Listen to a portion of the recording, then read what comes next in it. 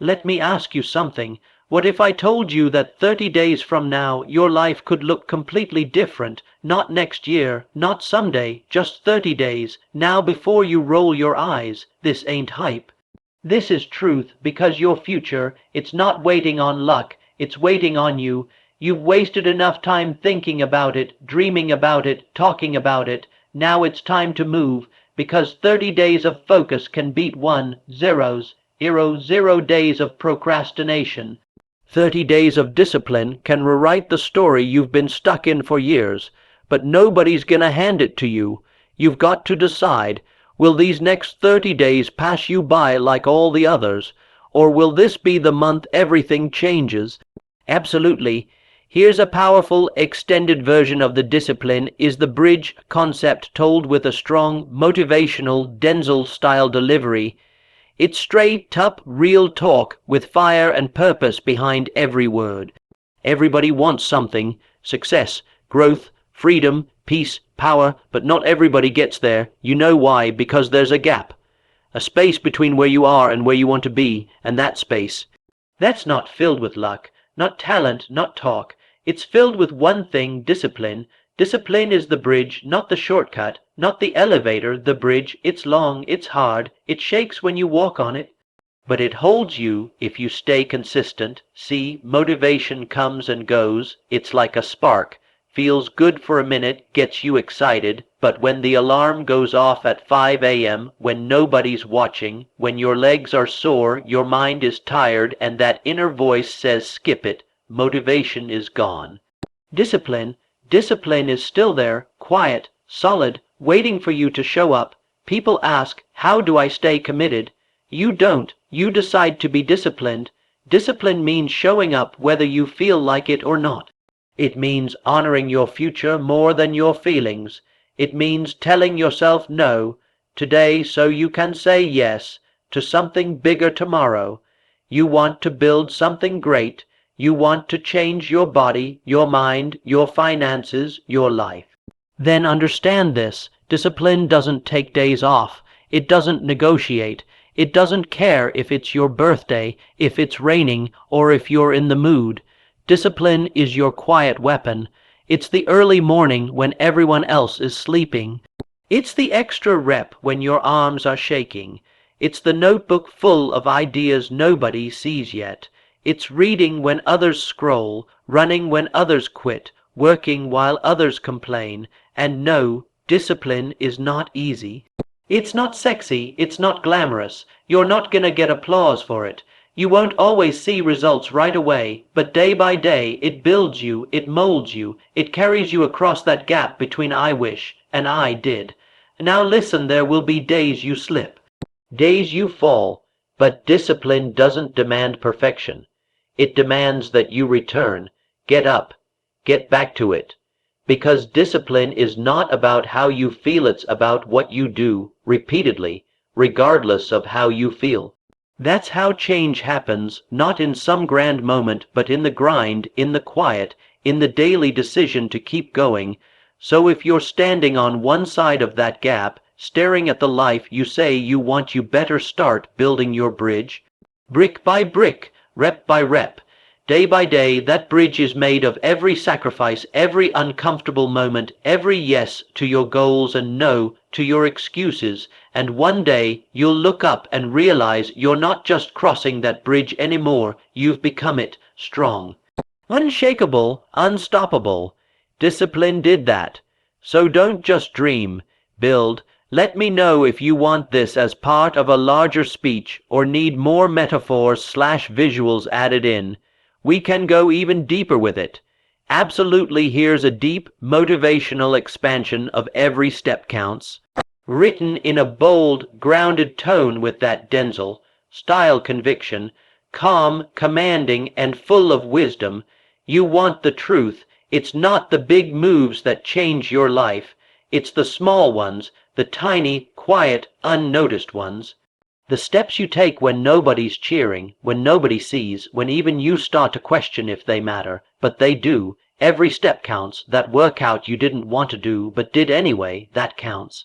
That hour you spent reading when you could have been scrolling, that counts.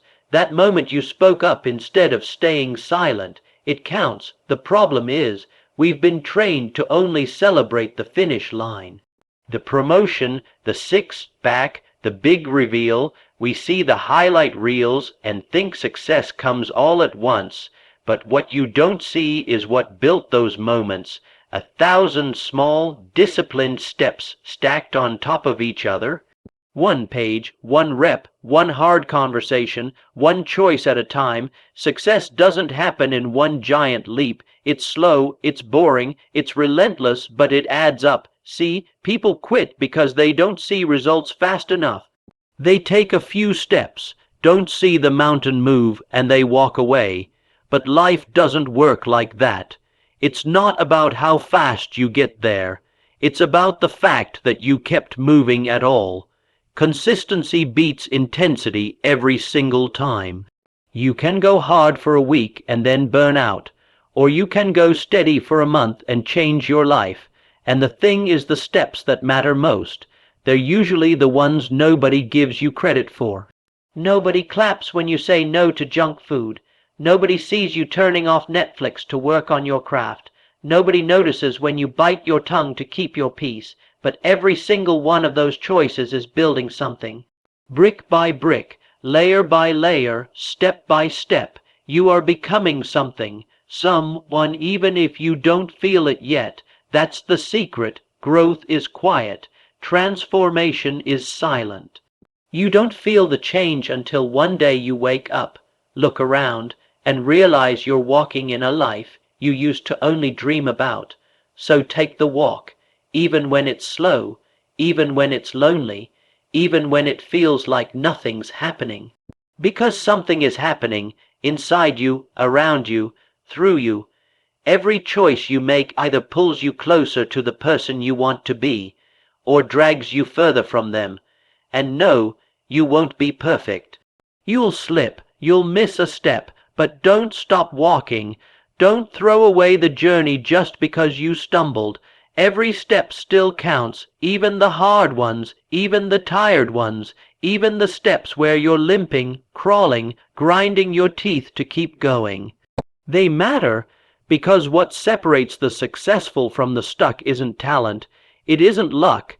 It's that they kept stepping forward one day at a time, one action at a time, even when it felt like nothing was changing. And then it did so. If you're wondering whether today's effort is worth it, whether that tiny move will really make a difference, let me be clear, yes, it will, because greatness isn't in the giant leap. It's in the courage to take one more step when the world says, why bother? Keep walking, it all counts. Let me know if you want this stitched into a series or delivered as part of a longer talk. Each of these expanded points can lead into a powerful speech or even a full-day workshop theme. Absolutely. Here's a 600-word expansion of If You're Not Uncomfortable, You're Not Growing, written in that Denzel style delivery, thoughtful, sharp, and powerful. This one leans into the truth that growth isn't easy, and it's not supposed to be. Growth never shows up dressed in comfort. It doesn't knock politely. It doesn't feel warm. It doesn't come wrapped in convenience. Growth shows up like pressure, like resistance, like fear, like pain. That's why so many people avoid it, because growth demands something from you, and most folks aren't ready to give it. But here's the truth. If you're not uncomfortable, you're not growing. It's that simple. Comfort zones don't stretch, they trap. They convince you that safe is the goal, that familiar is better, but that's the lie. Comfort isn't the reward, it's the ceiling. You want more from life, you've got to leave what's easy. You've got to do the thing that scares you, that stretches you, that makes your heart race and your hands sweat, because that's where growth lives, right there, on the other side of discomfort. Look back at your life. The moments that shaped you the most weren't the easy ones. They weren't the lazy Saturdays or the smooth days at work.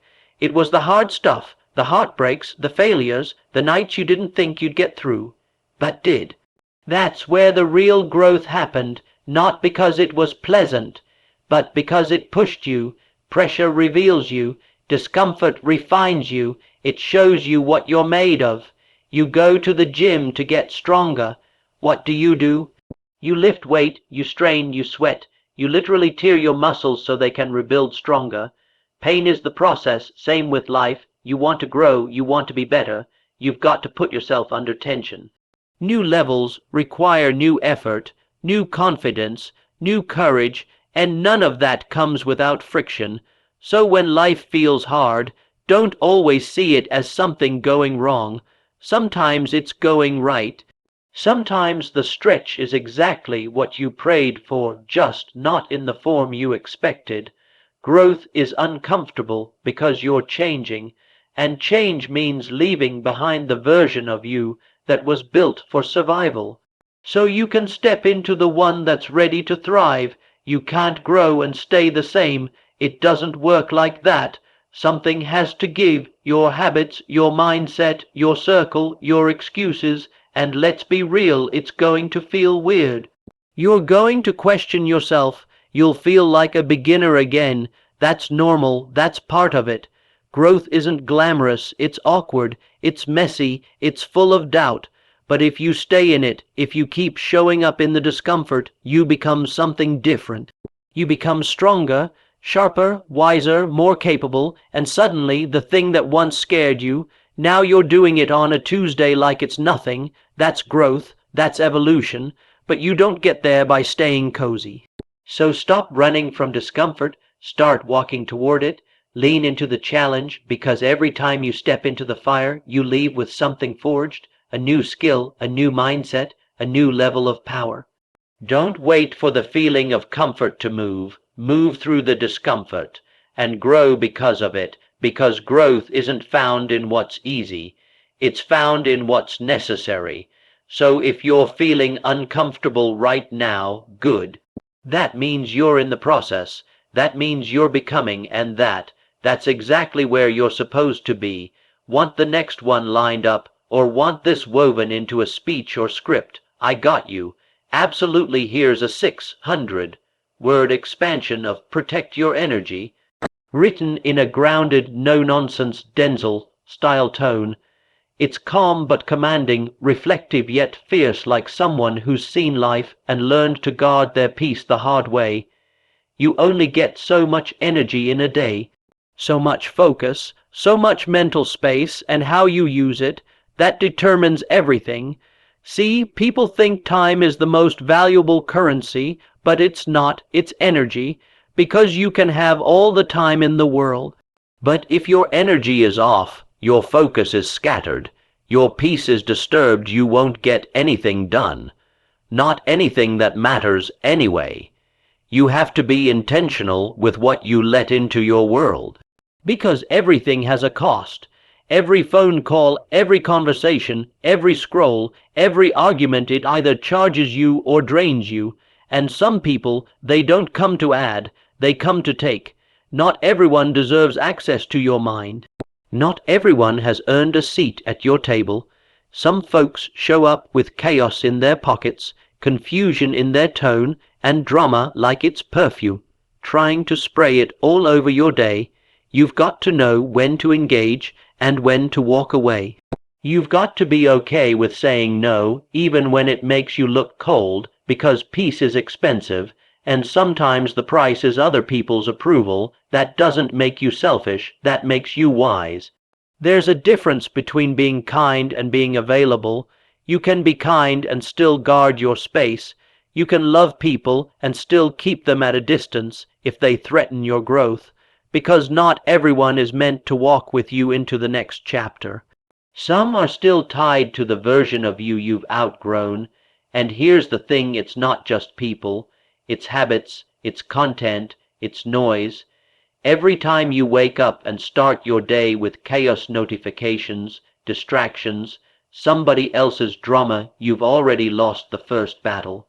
You gave away your clarity before you even had coffee. You have to protect your mornings, protect your nights, protect those windows of silence where your thoughts can breathe, because that's where the ideas come. That's where the focus sharpens. That's where the healing happens. And sometimes you'll have to detox from things you didn't even realize were draining you, old patterns, unspoken resentments, environments that feel familiar but no longer fit. You'll feel it in your body before you even name it, that tension, that heaviness, that fog. Listen to it. Your body is wise. Your intuition is not lying to you. When something feels off, it usually is. Don't ignore the signs. Don't normalize dysfunction because it's all you've known. You were not made to carry everything. You can't be everything to everybody. You can't pour from an empty cup. You can't fight every battle that knocks on your door. You've got to choose where your energy goes, who gets it, what gets it, and when it's time to pull back, go silent, and recharge. You don't owe anybody an explanation. People will call you distant. Let them. They'll say you've changed. You have, and that's the point. Because when you finally start valuing your energy, you stop apologizing for protecting it. You stop overextending. You stop trying to save people who don't want to be saved. And you stop betraying yourself just to keep the peace with everybody else.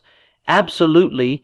Here's a 600-word expansion of faith and grind walk together, delivered in that calm, powerful Denzel style tone, wise, grounded, and quietly intense, like it's coming from someone who's lived it, not just talking theory. You can pray all day. You can dream, you can visualize, you can speak affirmations in the mirror until your voice goes hoarse. But if you're not working, if you're not showing up when it's hard, when it's ugly, when it's inconvenient, you're not really walking in faith. Because real faith isn't just hope. It's not just belief. It's movement. Faith and grind walk together. One without the other doesn't work. Faith gives you vision. Grind gives it legs. Faith says, I know something greater is coming. Grind says, let me meet it halfway. See, a lot of people want the reward without the work. They want the blessing without the burden, but you can't ask for overflow while putting in minimum effort. You can't expect to reap where you haven't sown. That's not faith, that's fantasy. Faith is spiritual, but it's also practical. It's not sitting still. It's stepping forward when the path isn't clear. It's getting up when you're tired, showing up when you're scared, pushing through when you're doubting everything, including yourself. Faith is trusting that your grind is not in vain, and the grind is your proof that you believe what you say you believe. You say you believe in your dream. Show me the hours. You say you trust the process. Show me the consistency. You say you're built for something more. Then show me how you move when nobody's watching. Talk is cheap, but the grind, that's expensive. It costs you time, energy, sleep, distractions, comfort, ego. It demands the parts of you that nobody claps for. It requires lonely nights, unsexy work, deep focus, and it won't always feel like it's working. That's where faith comes in. Faith holds you up when the results aren't visible yet. When the harvest hasn't come, when you're putting in everything and getting back silence, faith is what keeps your hands dirty, your mind clear, your heart open. And let's be honest, grind without faith is just burnout. It's running on fumes. It's chasing without direction. You can work hard all day, but if your spirit ain't aligned, you're building a house on sand. Faith gives your grind purpose. It reminds you why you started. It reminds you who you are, even when the world forgets. It whispers, keep going. When your body says stop, it tells you there's meaning in the delay, strength in the detour, beauty in the broken places. And when you put the two together, when your feet are moving and your spirit is anchored, that's a dangerous combination. That's when doors start opening. That's when people look at you and say, how'd they do that? Not realizing the prayers that covered the late nights. Not seeing the sweat behind the spotlight. You grind like it's all on you, but you believe like it's all on God, and in that tension, that balance between hustle and surrender, you find something unshakable. Not just success, but peace. Peace in knowing you're not just working hard. You're walking in alignment. You're not forcing things to happen. You're positioning yourself for what's already yours. You're trusting the timing, honoring the process, and doing your part without needing to control everything. Because faith doesn't mean you wait with your hands in your pockets. It means you move like it's already written and grind like the ink ain't dry yet. Of course, here's a 600-word expansion of the clock is ticking, delivered with that quiet intensity, cool, focused, no wasted words, just straight truth, like someone speaking from experience, not just opinion. The clock is ticking. You can't hear it, not always. It's not loud. It doesn't scream. It doesn't warn you, but it's moving. Every second, every minute, every hour it's slipping, quiet, constant, unforgiving. You think you've got time? That's the lie. We all do it. We push things off. I'll start tomorrow. I'll do it next week, when I feel ready. But tomorrow isn't promised. Next week isn't guaranteed. And ready might never come. The clock doesn't care about your excuses. It doesn't pause when you're tired. It doesn't rewind when you regret. It just keeps ticking, tick, while you doubt yourself. Tick while you scroll through distractions. Tick while you talk yourself out of your own potential. Time is the one thing you can't buy back. You can lose money and make it again. You can lose opportunities and find new ones. But time, once it's gone, and the scariest thing, you don't know how much you've got. You don't know how many more mornings you get, how many more seasons, how many more chances. So what are you doing with the ones you have? You say you have goals. You say you want more. You say you're tired of feeling stuck, but the clock's ticking, and you're still sitting, still thinking, still talking about it instead of being about it. You think waiting until the right time will make it easier, but life doesn't hand out perfect conditions. It hands out time and the chance to decide what to do with it. There's someone out there with half your skill, half your resources, half your opportunities, but they're ahead of you because they started. They respected the clock. They knew hesitation was expensive. They understood that small steps taken today beat giant leaps never taken at all. Every day you don't start, someone else does. Someone else gets sharper. Someone else builds momentum. Someone else moves while you wait. And that's not about competition. That's about urgency. Because deep down, you already know what you're capable of. You feel it. You see flashes of it when you're alone. You've had the ideas. You've dreamed the dream. But dreaming doesn't build. Thinking doesn't create. Wishing doesn't deliver. Action does, discipline does, execution does. But you've got to decide. Are you going to use your time or waste it because the future you want? It's built in the minutes you're living right now. Every hour you spend focused is laying foundation. Every day you stay consistent is moving you closer. But if you let it slide, if you keep putting it off, if you keep saying later, one day you'll wake up and realize you're out of later. Regret doesn't come from failing. It comes from knowing you never tried, from realizing you gave your best energy to things that didn't matter, from seeing how much more you could have been if you'd just started when the clock first whispered, "Let's go." But it's still ticking right now, while you read this, while your heart's beating, while your story is still being written. You don't have to be perfect. You don't have to know the whole plan. You just have to stop wasting what you can never get back. Absolutely, here's a powerful conclusion that ties together all the themes of the speech. Faith, discipline, discomfort, urgency, protection of energy, and the ticking clock. Delivered in that signature Denzel style, grounded, deep, no fluff, just truth with weight behind it. So now what? You've heard the words, you've felt the truth, but none of it matters if you don't move, because motivation fades, hype dies, but decisions, those echo. You've got 30 days, not a lifetime, not forever, just 30.